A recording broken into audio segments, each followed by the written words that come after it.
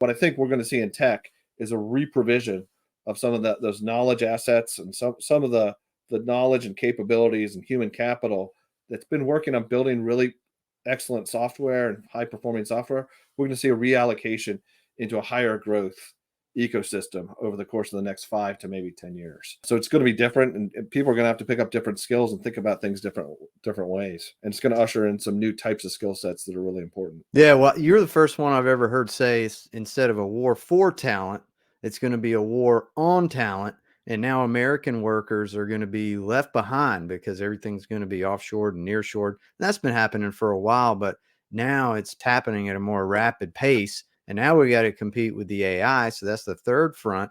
So where will the opportunities be for American workers moving forward, do you think? So if you look at where the growth is going to happen, how the economy is melding and evolving, morphing, if you will, the ability to understand an industry and then recognize there are multiple solutions to some of the problems that you face, which might be technology solutions, they might be process solutions, they might be out of the box solutions. Someone who can couple that industry knowledge and awareness of problems in the industry and then leverage technology knowledge to be able to solve those problems is going to be in incredibly high demand. And that means critical thinking. That means you can't necessarily just be a technical expert. You can't hang your hat on one enterprise platform, like an ERP platform. You're probably not going to be able to make a career the way that people have for 30 years, knowing one technology like Salesforce or Oracle. You're going to need over time to become an applied technology specialist. And I think that's going to benefit those who are critically thinking, those who emphasize that skill set, that creative mindset, that neuroplasticity to think about what's interesting out there. What do I need to learn more about? Not necessarily thinking about the credentials, but thinking about a quest for knowledge.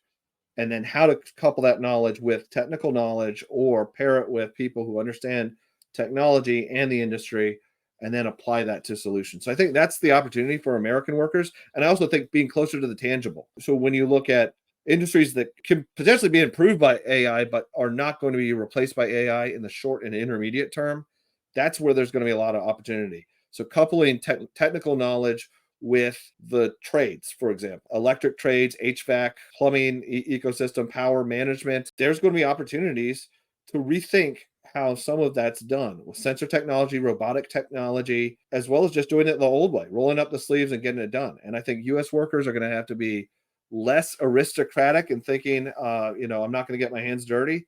They're going to have to think more than they ever have. They're going to have to be more global and recognize that people, just because they don't speak English or don't come from America, can be better than you. I think we have to be humble and say that. And I've seen that. I recently visited South America on a business trip. And I can tell you, we have to acknowledge that the resources from other countries are smarter, are harder working, and can do things better at a price point that's half or less than what American workers are making.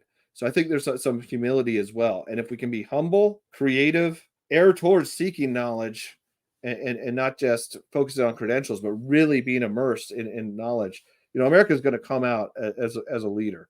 There's going to be a lot of work to be done in the meantime. Yeah, I can see it, man. There's a lot of risk to hiring American workers because we're picky, we're needy, we're moody. We like the best of the best, and we don't like to be overworked and all the stuff, right? So no shock that you can send it to Latin America and they're just thrilled to give it 110%. They won't complain.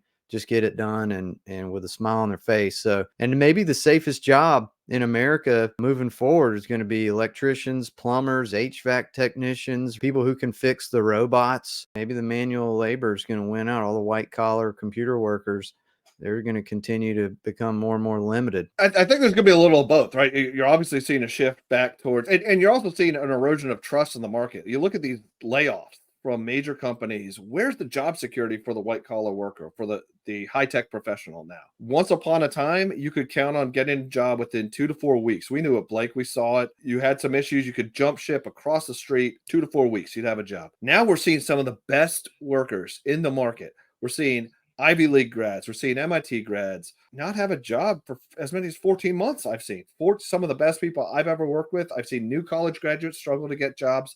with advanced degrees, it focus in NLP in the machine learning ecosystem. You're starting to see an erosion of trust and an erosion of opportunity that's going to push more people towards the trades over time. It certainly is going to make recent college graduates and those students in college think about it to a greater extent, or even before making that college decision, think about it.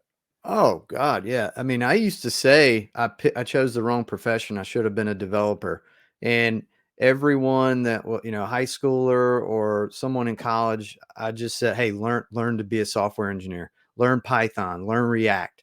And just yesterday I met with a very talented senior full stack .NET developer, TypeScript, .NET Core, Azure Cloud, API development, even some machine learning in there, and can't find a job.